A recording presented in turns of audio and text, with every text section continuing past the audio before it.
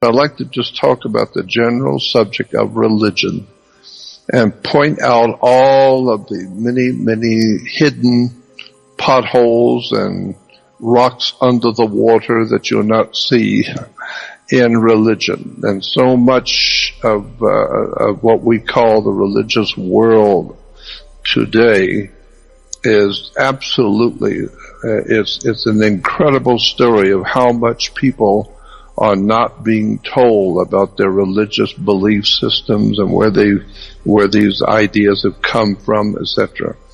So I've always felt it would be a great idea to just look at the whole subject of religion, no matter which one. There's so many of them. We will, of course, concentrate on the big three, Christianity, Judaism, and Islam. But very few people have ever asked themselves, why do we have the big three? Why is there always a big three? The three major religions. And in the three major religions, you have the God of the three major religions is always a triune God. He's always divided into three persons, the one God.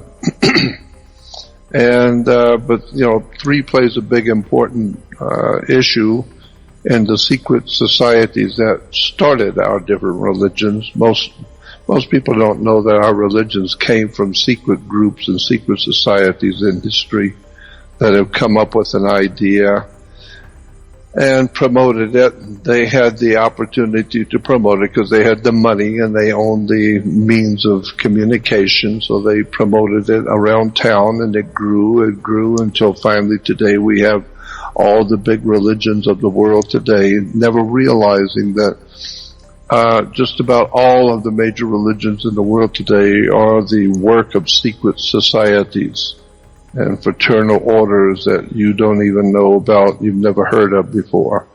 So I just felt that it would be interesting just to look at religion, because there's so much in religion that people have taken for granted, which is not true. I mean, I'll give you a little small classic example. I mean, you see the Statue of Liberty on Liberty Island in New York. First of all, there's a lot of indication that the Statue of Liberty is not a woman, it's a man. Most people don't know that. It's a man, not a woman. And it's not the Statue of Freedom, it's the Statue of Liberty. This is why it's on an island in the water, because liberty is a term, an international monetary term, that means, this is what a sailor gets when he pulls into port on the ship in the Navy. You ask permission to go up, to go on land. So if the captain gives you permission, and he may not, but if he gives you permission to go on land, then you have liberty. So you are at liberty to go wherever you want. But, he didn't say you were free. You just don't walk off the ship when you get ready. No. You ask permission. So that's why it's called the Statue of Liberty, not freedom. So in America, you're not free. You ask permission. You get a license. You pay the fine. You pay the ticket. You ask the government for permission to do whatever. Virtually everything you do, you must get a permit from the government, a license. You pay a fee to be able to do something. So that's what the Statue of Liberty has given to America. You just ask permission. There is no freedom in America. Never has been. So there may have been a little bit of that taste of freedom at the very beginning, but it was quickly rubbed out in America, because the people who run this world were not about to have people on the earth who could dance around and call themselves free. Europe was anything but free. And so the people who ran Europe, remember, the people who ran Europe ran the world. And so they're not interested in hearing some of those smaller colonies that they owned and financed and organized and directed around the world under the British Empire, were all of a sudden deciding they were going to be free. They didn't need to ask the British government for anything. They were going to be free people. Well, that didn't last very long. Nobody's going to be free, period. And so, and so one of the things which has been used to manipulate the populations and the peoples of this world is religion, of course. And so I just thought it'd be interesting to look at some of the interesting facts about religion that we're not aware of. Let's start with the three major religions, as I said: Judaism, Christianity, and Islam. I, for one, myself, this is just my idea, my idea based on the past 58 years, 59 years now of looking at theology. My conclusion is that Christianity was the first religion. Judaism did not precede Christianity. So don't look back to the ancient prophets and the ancient writings, because all of those ancient so-called writings of the ancient Hebrews were actually Knights Templar Masonic documents, probably dreamt up during the 8th, 9th, 10th, and 11th century A.D. in Europe by the Masonic orders coming out of the Roman Catholic Church, Knights Templars, and also then added to, once you had the Crusades, when the Pope Innocent sent the Catholic Knights of Malta and the Masonic Order of Knights into the Middle East to get rid of the Islamic influence. And when those Christian knights came back after the Crusade, they had learned a lot while they were in the Middle East. They learned the alcohol, the drinks, they learned the customs of the people. They learned from the assassins how to kill. They learned all kinds of interesting concepts and ideas coming out of that ancient culture in the Middle East. And so they brought those ideas back into the Catholic Church. They brought those ideas back into the fraternal orders of the Masonic orders in Europe today. And so a lot of people don't know that a lot of the teachings in Judaism and Christianity actually comes from the Knights Templars, the Masonic order inside the Catholic Church that dominated Europe. And of course, you'll have to remember that, Rome as a dictatorial power, Rome has dominated the earth for, 2,300 years. First of all, with the coming of the Republic of Rome, and then eventually under the Caesars of Rome, has dominated all of Europe. And then, of course, with the fall of Rome, about the 5th century A.D., the fall of Rome, you now have today the papacy, the Holy Father. The Pope is even referred to as the Pontifex Maximus, which was a term that was given to Caesar when Caesar ruled Rome. So we still have the Roman Caesar today, where all the peoples of the world, no matter who they are, no matter what their religion, what color they are, they all come to Rome and bow down on their knees and kiss the ring of the God Father, because he represents God, the Pope, and he is the Holy Father, so he's the Godfather. And so when you talk about the mob and the Godfather, you need to look at the Vatican. That's where the real Godfather rules from. And you need to also check and find out why the Pope wears the Jewish yarmulke, the little cap that the Pope wears. We see it as a Jewish yarmulke, but the Pope wears it, and all the cardinals wear the same thing. So there's something going on with the Roman system. And so for 1,600 years under the Vatican has ruled Europe, period. All of Europe has been dominated by the Vatican. And for 1,600 years, the entire world of mankind has been dominated by Europe. So all roads lead to Rome. Ultimately, the Holy Father, as far back as the fall of the Roman Empire, the Holy Father has been the dominant power in Europe. And Europe has been the dominant power on the earth. So much for the presence of Almighty God. And a professor of mine one time said, when you're talking about these kind of subjects, you need to define your terms.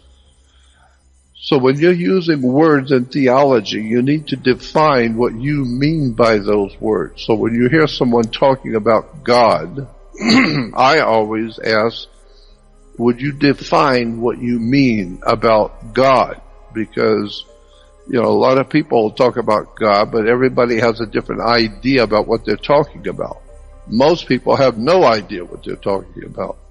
So, my first entrance into this whole subject of religion is to look at the words and the terms and the symbols that have been used by different religions of the world, and look at the beginnings of things. Go back to the very day it began.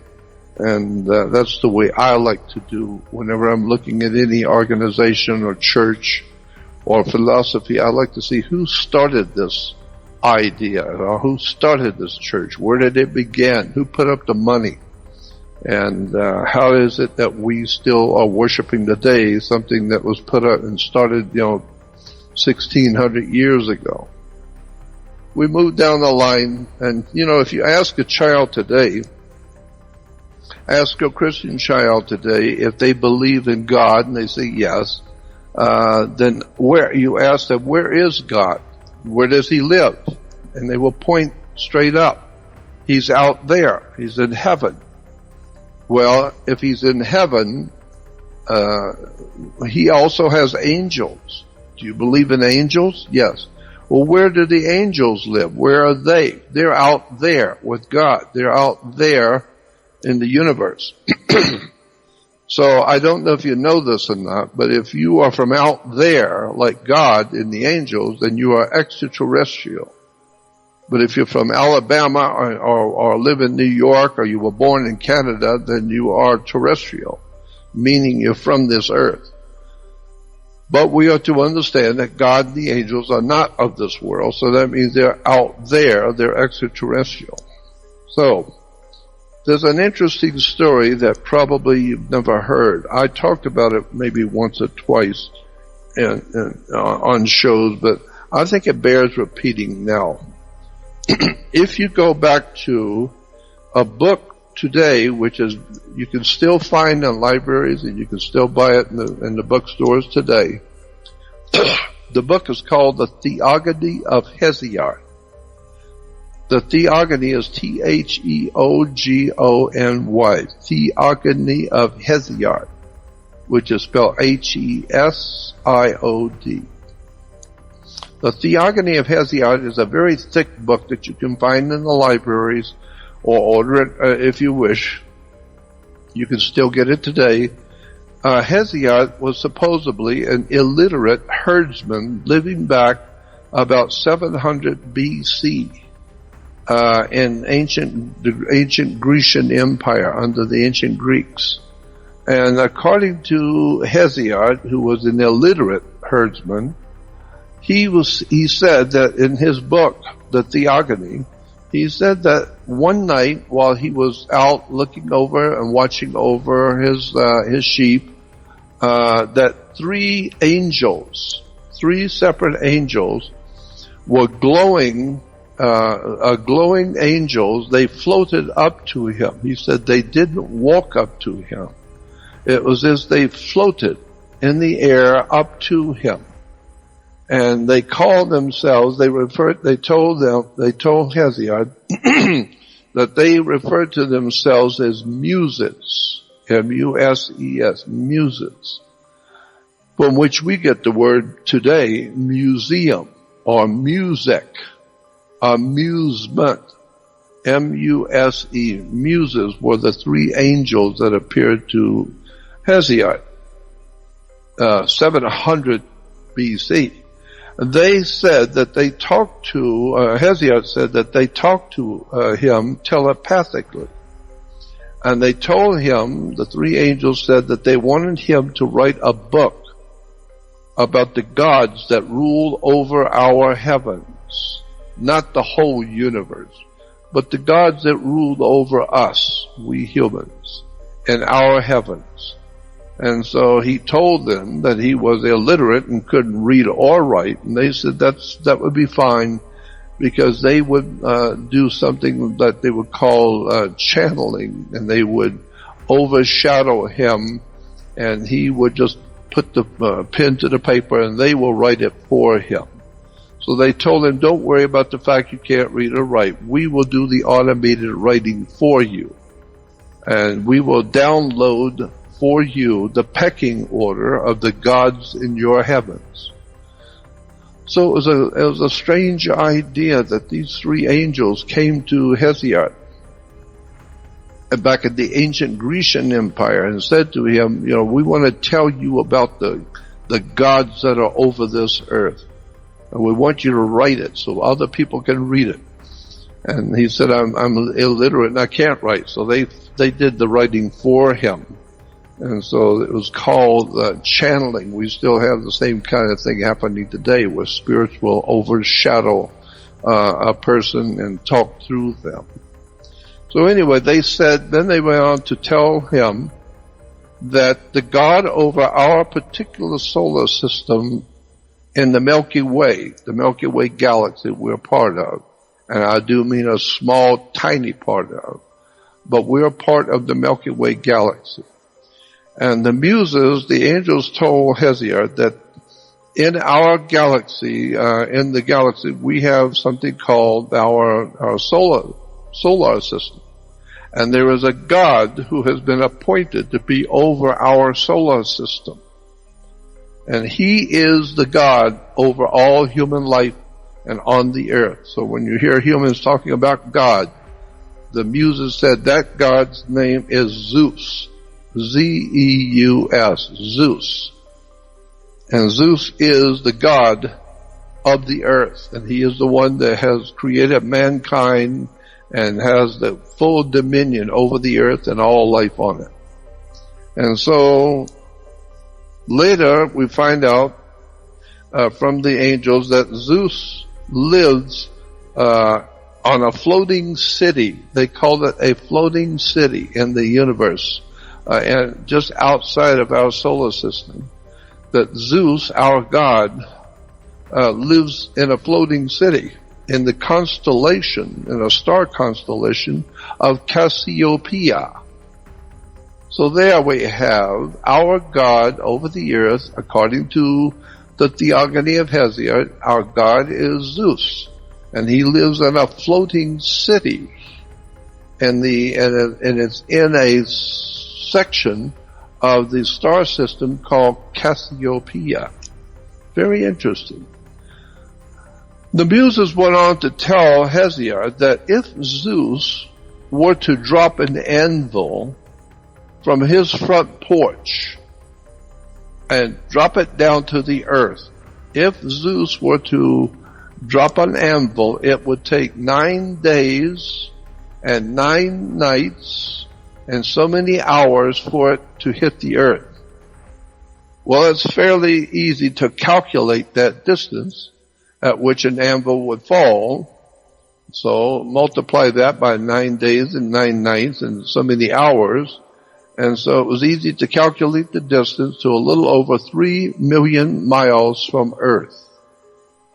And so according to Hesiod and the three muses, or the three angels, Zeus lives a little over 3 million miles from the earth in a star system called Cassiopeia, and Zeus is our Father who art in heaven, because he's up there in heaven, a little over 3 million miles up there.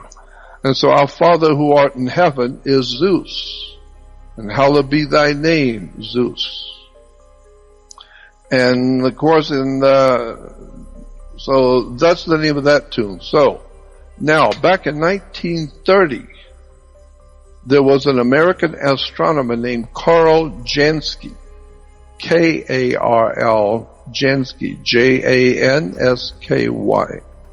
An American astronomer named Karl Jansky, 1930. Karl Jansky built the first radio telescope, and he won the Nobel Prize and was called the father of modern radio telescopes. Karl Jansky also then built a radio transmitter to beam signals out into the heavens. And in the 1930s, just to see what might happen, I'm assuming that he had read the Theogony of Hesiod. So Karl Jansky, out in the 1930s, with his new radio transmitter, he transmitted a signal to Cassiopeia, just for the hell of it. Sent out a strong signal to Cassiopeia. They said it was about 14.3 megacycles. And if you can believe it, he got back an intelligent signal that was amplified, but he didn't know what it meant or who sent it. But Karl Jansky sent out a message to Cassiopeia, and he got back an intelligent signal. And he said it was amplified, crystal clear. But he did not know how to read it, or who sent it, or what it said, but it was intelligent signal. And so incidentally, when Karl Jansky died, all of his notes were immediately taken from his office by, quote, men wearing black suits. Men in black. I don't know what that tells you. Now, in the mid-1940s, a Scottish astronomer named Duncan Lunan, D-U-N-C-A-N, Duncan Lunan, L-U-N-A-N. He was working with Karl Jansky's radio telescope and transmitter, 1940s Scottish astronomer. And he too decided to send out a signal aimed at Cassiopeia just to see what would happen. And he too got back a signal about 20 seconds later, both intelligent and amplified. And he didn't know what to make of it either. He couldn't understand it, but it was highly intelligent and it was amplified, crystal clear, intelligent answer. He just didn't know what the answer was. But Duncan Lunan narrowed the signal down to a particular light, a particular star in Cassiopeia, which today is called the Lunan object. You look it up in the dictionary, L-U-N-A-N object, the Lunan object. And it was, the signal was coming from a particular star, a particular point of light in the Cassiopeia constellation. And that particular little piece of light, that little dot of light, we call the Lunan, what is it, the Lunan, wait a minute, there's so much document here. It's called the Lunan object. Okay. Now, you can go in an encyclopedia and read about the Lunan object. Now, the word for God in Greek, the ancient Greek word for God is theos, T-H-E-O-S. And so the chief theos of God, the chief God of in our area of the universe was called Zeus. And therefore he was God the Father of all the other gods that we know. So in the ancient Greeks in prayer, it would be, Our Father who art in heaven, hallowed be thy name, Zeus. Zeus in the Middle East was very, very prominent as a god for many centuries. In the Middle East, they have a canal named after Zeus. It's called the Suez Canal. Suez is Zeus spelled backwards. So the Suez Canal was in honor of Zeus, the god of this world, the god of our earth. Now let's look for a moment quickly at the word Father. In the ancient Sanskrit language, Father is Pitar, P-I-T-A-R. Not Peter, P-E-T-E-R, no, Pitar, P-I-T-A-R. In the old Persian world, the word father is pitta also, P-I-T-A. Sanskrit was P-I-T-A-R, but in the old Persian is P-I-T-A. While in the Greek and Latin, father is pater, P-A-T-E-R. Now you have pitter pater. You've probably heard that term. Well, pitter and pater is the father. In Sanskrit, Persian, and in Greek and Latin, the father is pater, P-A-T-E-R. So the ancient word for God was the pitter pater. Again, in ancient Greek, the father god named Zeus was referred to as Zeus pater, the father god. Zeus pater, or God the Father. In the Latin, God the Father was Zeus, but today, we don't spell Zeus, Z-E-U-S. It's spelled D-E-U-S, Dios. And so Dios is God today. In Latin, Dios, no, Z-E-U-S, Zeus. And so in the ancient Rome, the god or Zeus was called I-U hyphen Peter, P-E-T-E-R, I-U and then Peter, which is Zeus in the Roman religion. I's are interchangeable with J. So Zeus or I-U hyphen Peter becomes J-U hyphen Peter, or Jupiter. So Jupiter is I-U Peter. So while we're on the subject, the Greek Zeus became the Roman Jupiter. The Romans took the Greek Zeus and turned his name into Jupiter, Iupater. And another name for Jupiter was Jove, J-O-V-E, Jove. And that's in the Bible. So when you hear someone say that God is love, L-O-V-E, I've heard that for many years, and I thought, what are you talking about? That doesn't make any sense, that God is love. No, it's not God is love, L-O-V-E. It's God is Jove, J-O-V-E. J's and L's are interchangeable. So now we understand God is Jove, Jupiter, or Zeus pater. So, in the ancient world, it was believed that the god Zeus protected the royalty. He was said to be the Zeus, the god over the chosen, the royalty. So Zeus, the god, chooses who is to be royal, and he will protect the royalty. And they would then we today say that they ruled, the royalty ruled by divine right. And so today we have the kings who will tell you they ruled the empires by divine right. What do you mean divine right? Well, it means that the Pope, the Roman Catholic Pope, papacy, overshadows all business and religion in the world today, period. And so if the Pope appoints you and allows you to be a prince or a king or whatever, if he allows it, then you have a divine right, because he represents Zeus pater, or Jew pater. If you enjoyed this video, make sure to check out the next one right here on this channel. Thank you for watching.